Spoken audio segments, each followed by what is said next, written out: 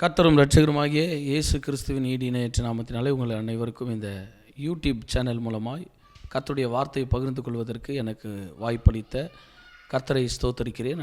போன வாரத்திலே நாம் ஒரு குறிப்பிட்ட வேத வசனத்தை, அதாவது எஸ்தர் வேத வசனத்தை எடுத்து அதனுடைய பின்னணியை பார்த்தோம்.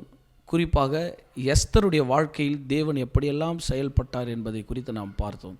இந்த தொடரிலே மொர்தெகாயை குறித்து நாம் பேச இருக்கிறோம். மொர்தெகாயை குறித்து நாம் பார்க்கும் பொழுது ஒரு குறிப்பிட்ட வசனத்தை நாம் வாசிக்கலாம். எஸ்தர் புத்தகம் 9ஆம் அதிகாரம் 1ஆம் வசனம். ராஜாவின் வார்த்தையின்படியும் அவருடைய கட்டளையின்படியும் செய்யப்படுகிறதற்கு ஆதார் மாதம் என்கின்ற 12ஆம் மாதம் 13ஆம் தேதியிலே யூதர்கள் பகஞ்சர் அவர்களை மேற்கொள்ளலாம் என்று நம்பினார்களோ, அந்த நாளில்தானே யூதரானவர்கள் தங்கள் பகஞ்சர்கள் மேற்கொள்ளும்படிக்கு காரியம் மாறுதலாய் முடிந்தது. இந்த மொர்தெகாய் என்னப்பட்டவரும் ஒரு யூத இனத்தை சேர்ந்தவர். அவரை கொண்டு வந்து பாபிலோன் என்ற நாட்டிலே அடிமையாய் வாழ்ந்து கொண்டிருக்கிறார். பாபிலோன் நாட்டிலே அவர் சொந்த நாடு கிடையாது. அவருடைய மொழி வித்தியாசம், அவருடைய பின்னணி ரொம்ப வித்தியாசம். அவருடைய தேவன், அவர் வணங்குகிற ஆண்டவர், அவர் வணங்குகிற தேவன் வித்தியாசமான காரியங்களாக இருந்தது. ஆகையால் அவர் வாழ்ந்த இடத்திலே ஒரு தைரியமாய் வாழ முடியாது. ஏனென்று சொன்னால் அவருடைய சொந்த நாடு கிடையாது. ஒரு சொந்த நாட்டிலே வாழ்கிறது போல வாழ முடியாத சூழ்நிலையில் வாழ்ந்திருந்த இந்த மொர்தெகாய், அடிமையாய் கொண்டு வரப்பட்ட இந்த மொர்தெகாய் உடைய வாழ்க்கையில் நடந்த சம்பவங்களை நாம் பார்க்கும் பொழுது, தேவன் அவருடைய பின்னணியிலே அவருடைய வாழ்நாட்களில் செய்த காரியங்களை பார்க்கும் பொழுது வியப்படையக்கூடிய ஒரு மிகப்பெரிய ஒரு காரியமாக இருந்தது. இந்த மொர்தெகாய் ராஜாவுடைய அரண்மனையிலே வாசலில் காவல் காக்கிற ஒரு மனிதனாக இருந்தார். இந்த மொர்தெகாயினுடைய முகம் ராஜாவுக்கு கூட தெரியாது. ஏனென்று சொன்னால் ராஜாவுடைய அரண்மனையில் ஆயிரக்கணக்கானவர்கள் வேலை செய்கிறார்கள். ஆயிரக்கணக்கானருடைய பெயர் கூட அவர்களுக்கு தெரியாது இருந்திருக்கும் ராஜாவுக்கு. ஆனால் இந்த மொர்தெகாய் ராஜானுடைய அரண்மனையிலே ஒரு காவல் காக்கிற ஒரு வேலையில் அவர் செய்து இருக்கிறார். அப்பொழுது அவர் வேலை செய்து கொண்டிருக்கும் பொழுது 2 பேர் ராஜாவை கொல்ல வேண்டும் என்று சொல்லி திட்டம் திட்டுகிறதை இந்த காவலாளியாகிய இந்த மொர்தெகாய்க்கு தன் காதிலை கேட்கிறார். அதை கொண்டு போய் எஸ்தரிடத்திலே அவர் சொல்லுகிறார். எஸ்தரிடத்திலே சொன்ன உடனே எஸ்தர் கொண்டு போய் தன் கணவனாகிய ஆகாஸ்வேரு ராஜாவினிடத்திலே இதை எஸ்தர் சொல்லுகிறார்கள். சொல்லும் பொழுது ராஜா விசாரிக்கிறாரு. இது உண்மைதானா என்று விசாரிக்கும் பொழுது அந்த 2 பேரையும் அழைத்து விசாரித்த பொழுது அது உண்மை என்று கண்டறியப்பட்ட பிற்பாடு அவர்களுக்கு தண்டனை கொடுக்கப்பட்டது.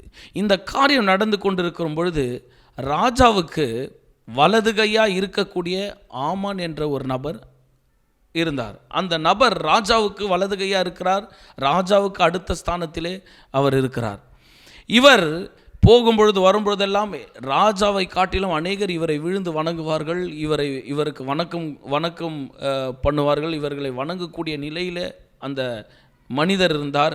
அதை செய்யாமல் போய்விட்டார். அவர்களை அந்த மனிதர் தண்டனை கொடுக்கவோ பகைக்கவோ ஆரம்பிப்பார். பாருங்கள், அதில் ஒருவர் இந்த மொர்தெகாய் எண்ணப்பட்டவர் மாத்திரம் இந்த ஆமானை வணங்காமல் அவர் இருந்தபடினாலே இந்த ஆமான் பார்க்கும் பொழுது மூர்க்க வெறி கொண்டு என்ன செய்கிறார், எப்படியாகிலும் இந்த மொர்தெகாயை அழிக்க வேண்டும் என்று சொல்லி மொர்தெகாயினுடைய பின்னணி என்ன என்பதை குறித்து விசாரிக்கிறார். அவர் விசாரிக்கும் பொழுது இவர்கள் அடிமைகளாய் நம்முடைய தேசத்தில் இருக்கிறார்கள்.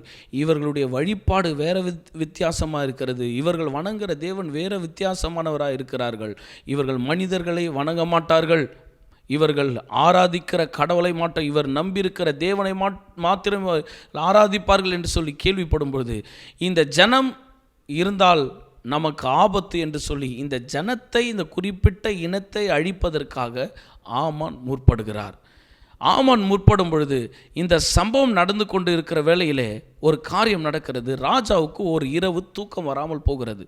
தூக்கம் வராமல் போகும் பொழுது ராஜா தனக்கு நன்மை செய்தவர்கள் யார் என்பதை ஒரு புக்கை எடுத்து பார்க்கிறார். பார்க்கும் பொழுது ராஜா அந்த புக்கை எடுத்து பார்க்கும் பொழுது அவருக்கு நன்மை செய்த ஒரு நபர் இருக்கிறார். அவர் தான் மொர்தெகாய். மொர்தெகாய் தன்னுடைய ஜீவனையே அவர் காப்பாற்றி இருக்கிறார் என்று அதை படிக்கும் பொழுது அவர் சொல்லுகிறார், இந்த என் ஜீவனை காப்பாற்றியவனுக்கு பரிசு அளிக்க வேண்டும் அப்படி என்று சொல்லி அவர் நினைத்து கொண்டிருக்கும் பொழுது ஆமான் வருகிறார். ஆமான் எப்படிப்பட்ட ஒரு மனுஷன் பார்த்தீங்கன்னா, யூத ஜனங்களை அழிக்க வேண்டும், ராஜா மூலமாக யூத ஜனங்களை அழிக்க வேண்டும், இந்த மொர்தெகாயை பற்றி சொல்ல வேண்டும் என்று நினைக்கிறார். ஆனால் அங்கே என்ன நடக்குது? காரியம் அந்த மொர்தெகாய் நினைக்கிறது அங்கே பெரிய ஒரு வெற்றி அங்கே கொண்டு வருகிறது. இந்த ஆமான் நினைக்கிறது அப்படியே ஆமானுக்கு வேறு விதமாக அங்கே நடக்கிறது. பாருங்கள், இந்த மொர்தெகாயை தேவன் என்ன செய்தார் என்று பார்த்தால், அவர் இந்த ராஜாவுக்கு உதவி செய்யும் பொழுது, அவருடைய ஜீவனை காப்பாற்றும் பொழுது, அந்த நேரத்திலே ராஜா அவருக்கு உதவி செய்யவில்லை. ஆனால் ராஜா ஒரு நாள் தூக்கம் வரவில்லை. தூங்காமல் அவர் யோசித்து கொண்டிருக்கும் பொழுது சரியான நேரத்தில் அந்த புத்தகம் அவர் கையில் கொடுக்கப்படுகிறது. அவர் வாசிக்க முற்படும் பொழுது இந்த மொர்தெகாய்க்கு நன்மை செய்யவில்லை என்று அறிந்து ராஜா அந்த மொர்தெகாய்க்கு நன்மை செய்யும்படியாய் அவர் தன் மனதிலே எண்ணம் கொள்கிறார். இங்கே கூட பார்க்கிறவர்கள் நான் உங்களுக்கு சொல்கிறேன், நிறைய பேர் அநேகருக்கு நீங்கள் உதவி செய்திருப்பீர்கள். எல்லாருமே மறந்து போகலாம். நான் உதவி செஞ்சேன், எனக்கு பாதகமாய் அமைந்து விட்டது என்று நீங்கள் கூட சொல்லலாம்.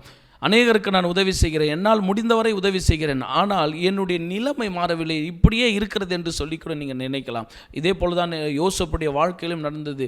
யோசப்பு 2 பேர் கனவு காணுகிறார்கள். அந்த கனவை அவன் சொல்லும்போது சொல்கிறான், நான் இந்த கனவை நான் உங்களிடத்தில் சொன்னேன் என்று போய் ராஜாவிடத்தில் சொல் அப்படி என்று அவர் சொல்லும்போது அந்த மனிதர்கள் யோசப்பை மறந்து விட்டார்கள். நான் சொல்கிறேன், ஒருவேளை நீங்கள் செய்த நன்மை, நீங்கள் செய்கிற காரியங்கள் மனிதர்கள் மறந்து விடலாம். அவர்களுக்கு நீங்கள் நன்மை செய்யும் பொழுது அவர்கள் உங்களுக்கு மறந்து விடலாம். ஆனால் தேவன் ஒரு நாளும் மறக்கிறவர் அல்ல. நிச்சயமாகவே நீங்கள் செய்கிற ஒவ்வொரு நன்மைக்கும் பலன் உண்டு.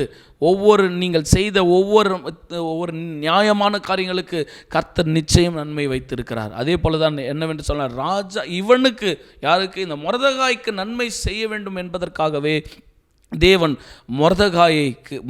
தேவன் ராஜாவுடைய தூக்கத்தை கலைத்து போட்டார். பாருங்கள், மொர்தெகாய் எப்படிப்பட்டவனாக இருந்தார்? சாதாரண ஒரு மனுஷன்.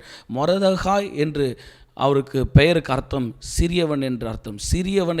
சிறியவனை புழுதிலிருந்தும் எளியவனை குப்பையிலிருந்தும் உயர்த்துகிறார் என்பதற்கு இவருடைய வாழ்க்கையின் வரலாறு ஒரு சான்றாக நமக்கு அமைகிறது. இந்த மொர்தெகாயினுடைய வாழ்க்கையில் நாம் பார்க்கும் பொழுது, மொர்தெகாய் தன்னுடைய வாழ்க்கையில் அடிமையாக இருந்த அவனை கர்த்தர் ஒரு ராஜா உடைய ஸ்தானத்திலே கொண்டு போய் நிறுத்தும்படியாய் அவரை வைத்தார். ஒரு சிறியவன் அவனுடைய வேலை எப்படிப்பட்ட வேலையாக இருந்தது? சாதாரண காவல் காக்கிற வேலையவனாக இருந்தான். ஆனால் ராஜா அவருக்கு கொடுத்த மதிப்பு மிகப்பெரிய மதிப்பாக இருந்தது. இந்த நாளிலே நான் உங்களுக்கு சொல்லுகிறேன், ஒரு வேளை நீங்கள் செய்த நன்மை மனிதர்கள் மறந்து போகலாம், கர்த்தர் ஒரு நாளும் மறக்கிறவர் அல்ல. இந்த நாளிலே கண்களை மூடி நாம் ஜெபிப்போம். எங்கள் அளவுக்கு அதிகமாக நேசிக்கிற அன்பின் பரலோக பிதாவே, மொர்தெகாயினுடைய வாழ்க்கையை நாம் பார்த்தோம் ஆண்டவர். மொர்தெகாயும் ஒரு அடிமைப்பட்டவனாக இருந்தான். ஆனால் கர்த்தாவே, அவனை நீர் உயர்த்தி, நீர் அவனுக்கு நன்மை செய்தீர். அவனை மறந்திடாமல், மனுஷன் நன்மைகளை மறந்தனால் கர்த்தர் நீர் அவனை மறக்காமல் அவன் குறிப்பிட்ட நாட்களில் ராஜாவுடைய தூக்கத்தை கலைத்து நன்மை செய்வதற்காக நீர் இருந்தீர் ஆண்டவரே. இந்த நாளிலே இதை பார்க்கிற ஒவ்வொருவருக்கும் கர்த்தர் நன்மை செய்வீராக என்று ஜெபிக்கிறோம். இயேசுவின் நாமத்தினால் பிதாவே, ஆமென்.